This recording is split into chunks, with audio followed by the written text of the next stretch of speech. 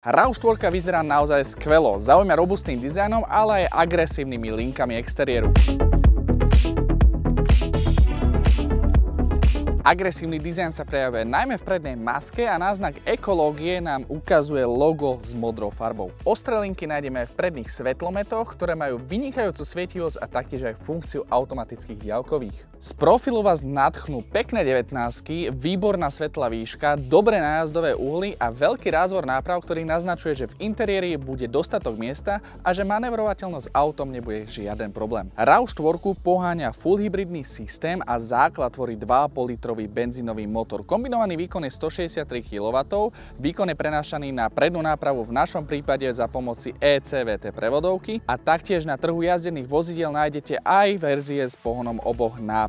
Čo sa týka spotreby a efektivity tohto motoru, bavíme sa o číslach 4,5 až 5 litra na 100 km v meste a na diaľnici na úrovni 6,5 litra na 100 km. Možno sa pýtate, čo znamená slovné spojenie full hybrid. Toto auto nemusíte nabíjať ako plug-in hybridné vozidlá, a staráte sa len o to, aby ste mali v nádrži natankovaný benzín. Totižto tento systém dokáže spáliť benzín a dočerpať tak elektrickú energiu do batérie, alebo toto dočerpanie elektrickej energie do batérie viete robiť aj pomocou rekuperácie a pomocou brzdenia normálnym brzdovým pedálom.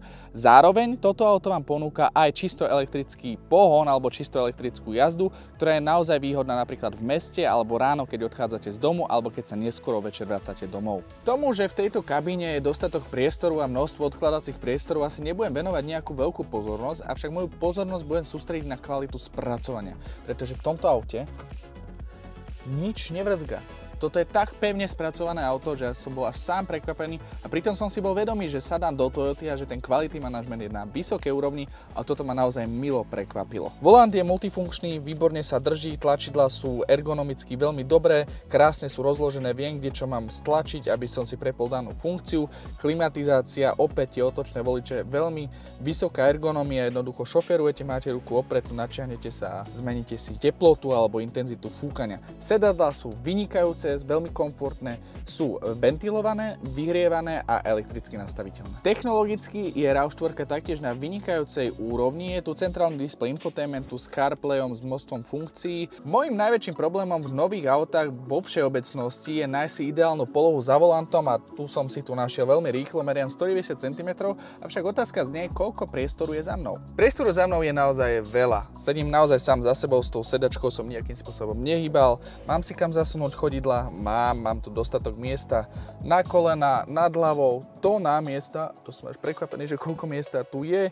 A čo sa mi najviac páči, že tá opierka je ako keby polohovateľná v dvoch polohách a viem si tu dať takú tú ležadlovú polohu. Sedačky sú tu vyhrievané, mám tu lakťovú opierku s cup holdermi, dve USBčka a klimatizácia, respektíve výduchy klimatizácie. Objem batožinového priestoru je 580 litrov a po sklopení zadných sedadiel získavate priestor s objemom 1189 litrov.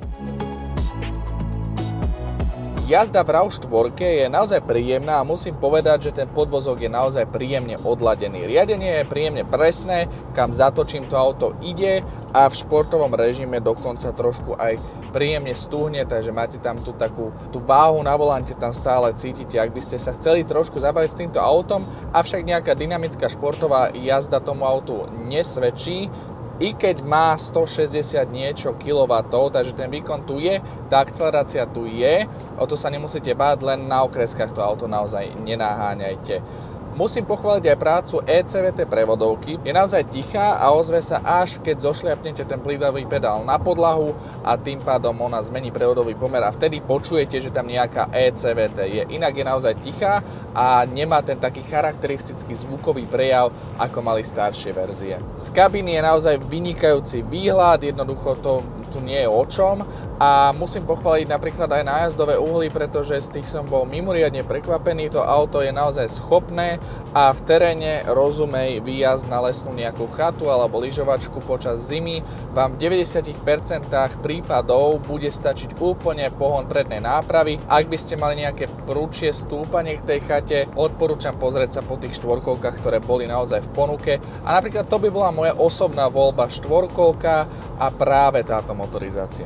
Na tomto aute a na tejto motorizácii oceňujem najviac to, že je tu možnosť jazdiť na čisto elektrický režim a teda jazda v meste je naozaj komfortnejšia, taká ukludňujúca, zbytočne tu nemáte nejaké mechanické prejavy toho auta, jednoducho idete si ako s elektromobilom, ale zároveň keď potrebujete ísť na dlhšiu trasu, nemusíte počítať s nejakým nabíjaním, stačí zastaviť na benzínovej pumpe, dotankovať benzín a idete ďalej. Keby ste sa náhodou vybrali do Nemecka a na nemecké diaľnice a potrebovali by ste sa trošku svižnejším tempom presunúť, tak vás upozorňujem, že motorizácia 2.5 hybridná má v podstate obmedzovač rýchlosti na 190 km, viac vás to auto nepustí. V rámci toho komfortu a bezpečnosti spomeniem ešte odlučnenie na veľmi vysokej úrovni, v meste naozaj nepočujete takmer žiadne okolité ruchy.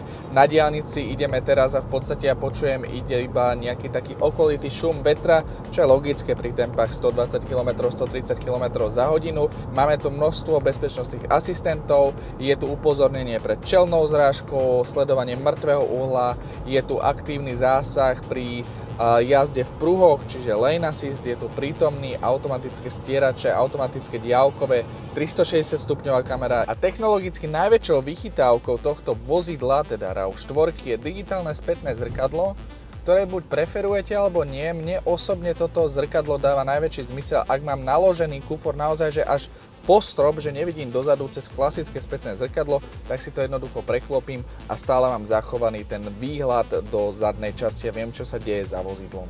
Vyhnite sa nepríjemným situáciám pri kúpe jazdenky s výpisom z registra prevádzkových záznamov vozidiel Odopas zdarma a Autopas so zľavou 50%. Vďaka týmto nástrojom máte z AAA Auto kompletný prehľad o histórii vášho nového vozidla a vy tak môžete spokojne jazdiť za zážitkami. Toyota RAV4 je naozaj fantastickým rodinným autom. To auto vyzerá dobre, jazdí skvelo, je bezpečné, efektívne, úsporné a ekologické. Jednoducho má všetko, čo rodinné auto musí mať. V ponuke AAA Auto nájdete množstvo vozidiel aj rodinného typu s preverenou servisnou históriou a táto konkrétna RAV4 má nájazd 45 000 km a ak auto budete financovať, je vaše za 32 000 eur.